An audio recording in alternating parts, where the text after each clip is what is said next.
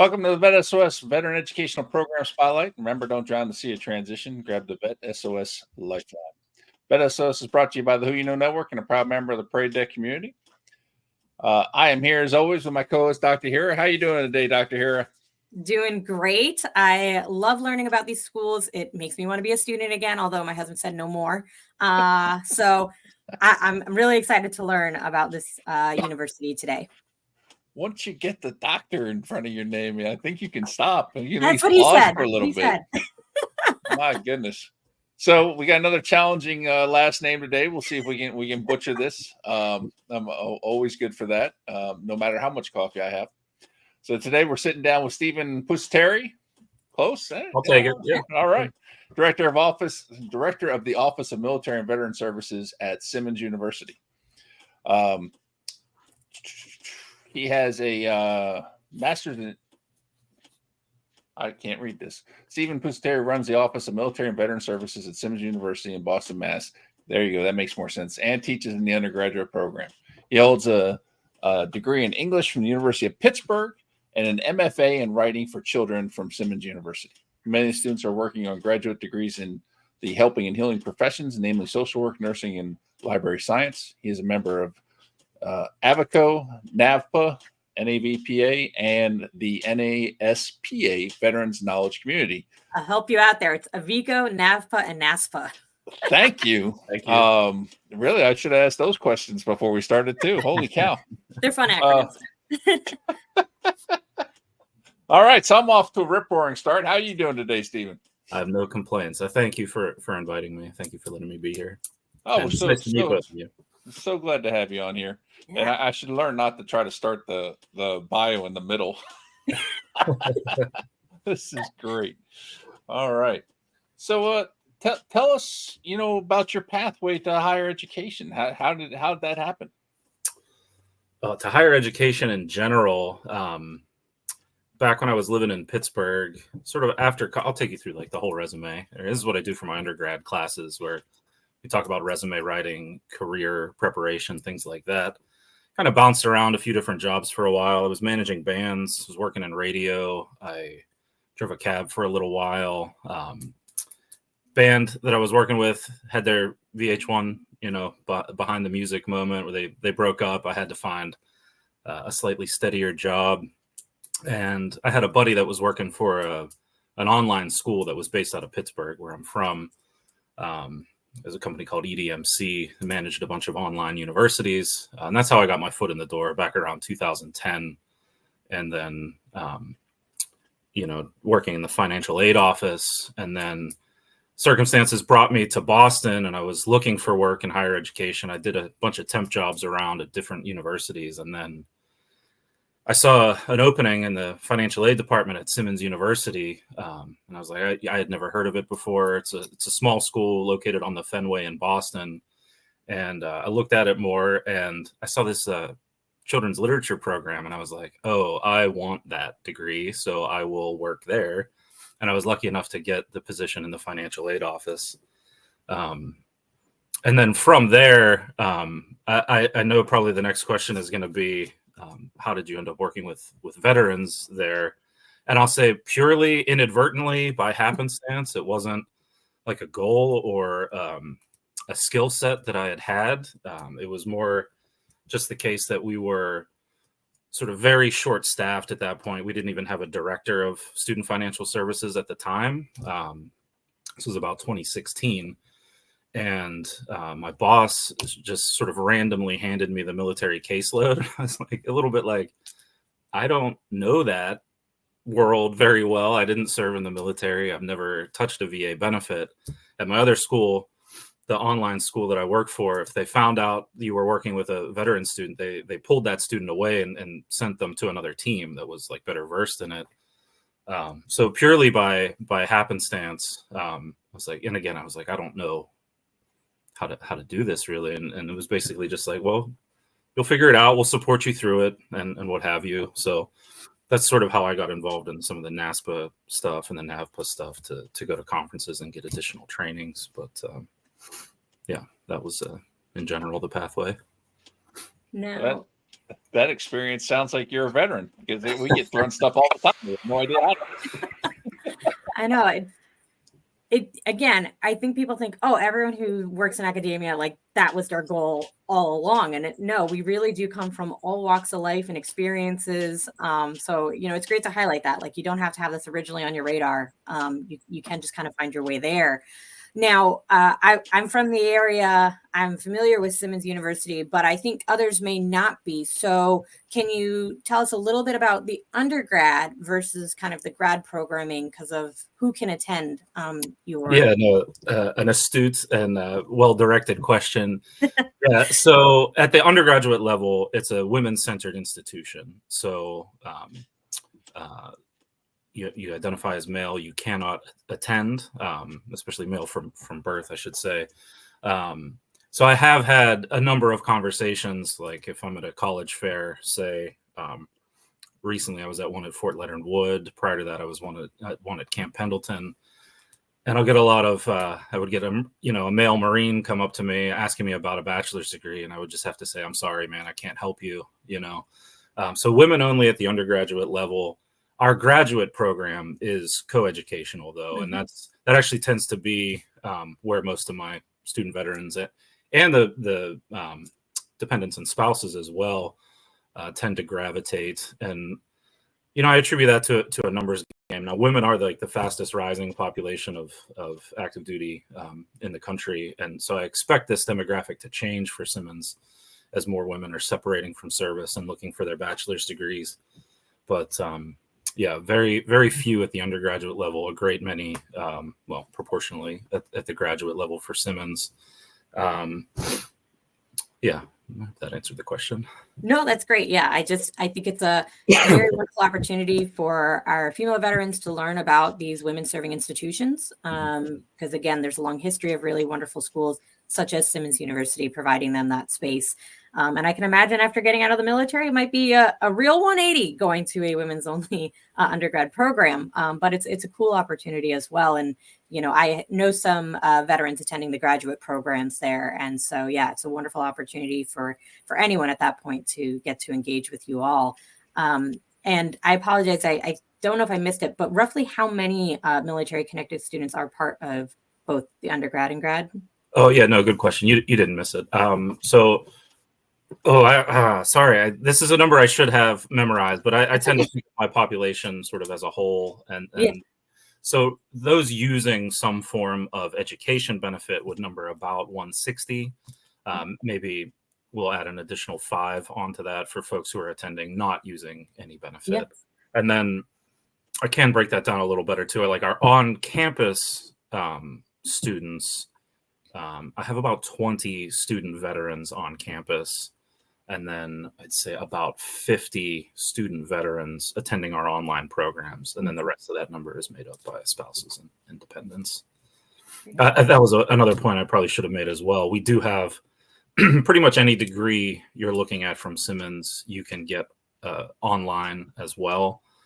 Not quite so robust at the undergraduate level yet, but we have a number of undergraduate degrees you can complete through our complete degree program, we call it. And it's important to note that those online undergraduate courses are also women-centered as well.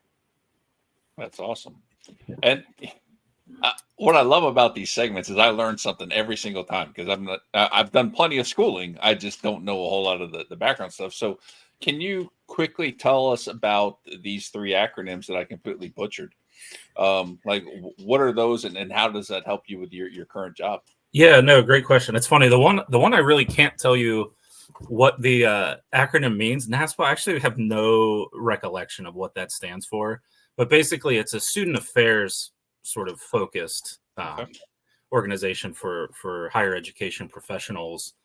And why that was important to me to join that when I started, like the first encounter I had with that group was to attend their military connected symposium in Seattle, Washington in early spring 2020, which was like kind of wild to like hear about a couple weeks after I got back, like the outbreak of COVID and then how it sort of entered through Seattle. A little bit scary there. But they put on every year a great military connected symposium that ideally, but like benefits in an ideal way, a person like myself who had come in and was trying to develop, not just pathways for military students, but like the inclusion piece on campus, to develop programming for them. They focused on that. So from like a student affairs perspective, which was, admittedly sorely lacking at Simmons. Probably one of the things I should have talked about, and my pathway to working with veterans is the fact that, I had mentioned I started here at Simmons in student financial services as a financial aid counselor. And I was actually able to put together a pitch with the help of my boss, Amy, who's been very supportive of the military community at Simmons, and her former boss, Kristen, and a number of people to get to make a presentation to the president of the university at the time to say, hey, we need an office of military and veteran services, to move. And I titled that pitch like Moving Beyond the Benefit, because I think it's a great disservice to veterans and their families to sort of only have like the only military interaction they'll have at a university is directly related to the education benefits they're using, their form of payment. So I wanted to move us beyond just the benefit of their GI Bill benefits and the benefit that they bring to the school in terms of their, persistence, their determination to get their degree, support their family, go on to bigger and better things.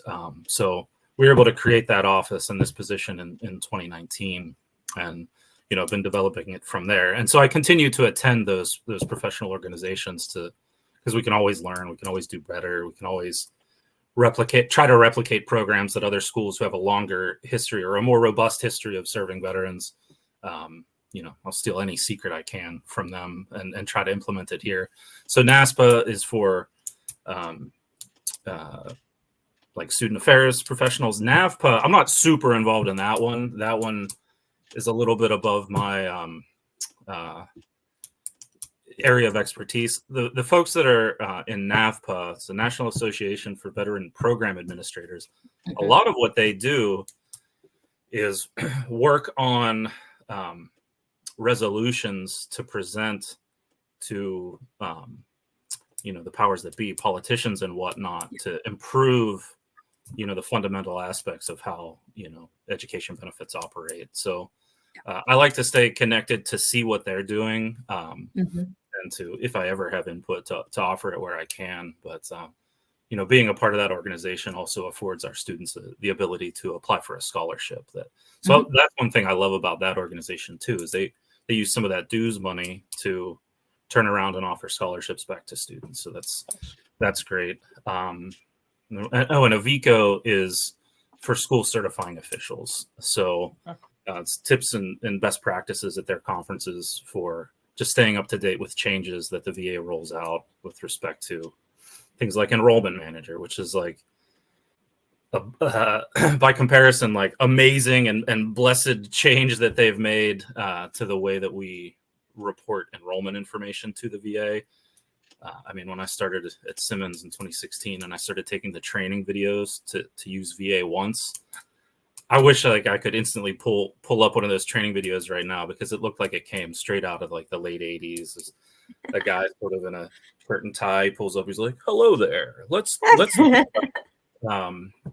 to certify benefits." So AVECO is one of those organizations that's helping us to stay up to date on that stuff. Yeah. Well, thanks for sharing that. The NASPA is the National Association of Student Personnel Administrators. So that one is when you think of higher ed and your administrator levels, that's their organization. But within it, as you were sharing, that they have a pathway or a group within the kind of veteran circle. So for anyone who's listening, when you think of these organizations, there's the ones who are really probably influencing a lot of the policies that are happening on your institutions. They're, again, also advocating on the Hill for you. So they're good to know about, even if you're a student, because again, these are opportunities to think about like, hey, how can I learn more? If you're really into policy, if you're into, enacting change and making sure your, fellow student veteran is doing all right. They're the organizations that are helping the administrators and the professionals working with you. So, be involved. And there are opportunities sometimes for students to attend these, be representatives and ambassadors working with their, vet centers and other places. So keep that in mind as you're a student yourself. But, thank you for covering that. Because again, I think a lot of times we get tunnel visioned on, hey, I'm going to school and I'm going to just focus on the degree and the classes, but there's all these other opportunities to learn and engage and kind of continue to grow and build skills. I know we're going to be kind of crushed here on time, but if you could give like one or two specific things that Simmons is doing for the military community in terms of engagement of programs, internship opportunities, whatever it may be, that would be great. Sure. Yeah. And part of this answer is sort of why I was, hoping to solicit help from my admissions department on this. But one thing we're really excited about, our School of Social Work, which is the oldest clinical social work program in the country, and is one of those helping and healing professions that I mentioned in the bio. We've unveiled a certificate program for working with active duty military and their families, which we're really excited about, which is really going to get underway in the spring semester. So a lot of benefits there. And that's not a program we're solely trying to recruit veterans into. It's for non-military as well, to kind of add that piece to their area of expertise as they go out and become clinical social workers. So that's an important one that we're very excited about at the university. And then other programming. So I'm excited. I have a fairly full slate this semester.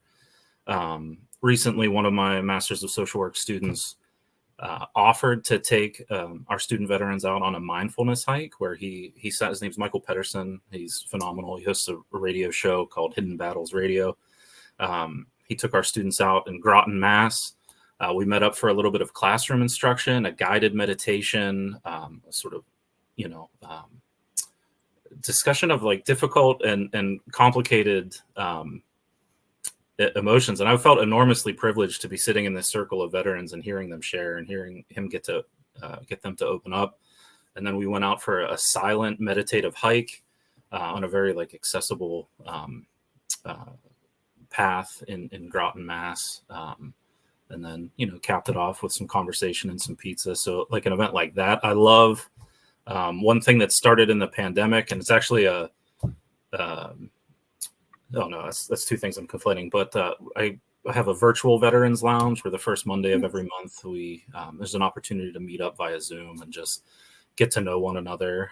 That one I'm happy with.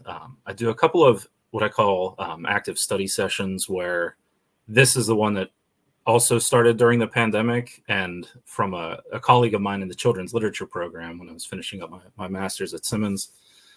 M. Dixon suggested that we all meet up early on a Saturday morning to hold each other accountable for our writing progress. And I've come to learn it's called the Pomodoro method, where it'd be a Zoom meeting where we shoot the breeze for 5 minutes, and then everybody turns off their mic, turns off their camera. You set a timer for 25 minutes, and then you just focus on whatever reading, writing, asynchronous work you have to do for your program. At the end of that 25 minutes, mic on, camera on, decompress for 5. And so I do this Tuesdays and Thursdays from 3 to 4:30 p.m. So we get 3 of those sprints in at each one of those sessions. So, I describe it to my incoming students as it's sort of like a study hall, like a guided study hall where we can all sort of try to carve out time during the day. Just hard to do, especially for master's students. They're so busy. Our social work students are doing 3 days of clinicals, and might have a full-time job as well, and might have a full-time course load. So just trying to carve out some space like that. That's awesome. I'd never heard of that method. But it was enormously helpful to me finishing up my degree. So, Dr. Hira, we come down to time. These things go quick. No, this has been great. So thank you, Stephen, for joining us on the VET S.O.S. Podcast today. On behalf of the VET S.O.S. family, we'd like to thank everyone for joining us. You can find the VET S.O.S. podcast on all your favorite podcast platforms, YouTube, and of course, social media platforms. Make sure you subscribe and follow VET S.O.S. so you don't miss a thing. And please remember, don't drown in the sea of transition. Grab the VET S.O.S. Lifeline.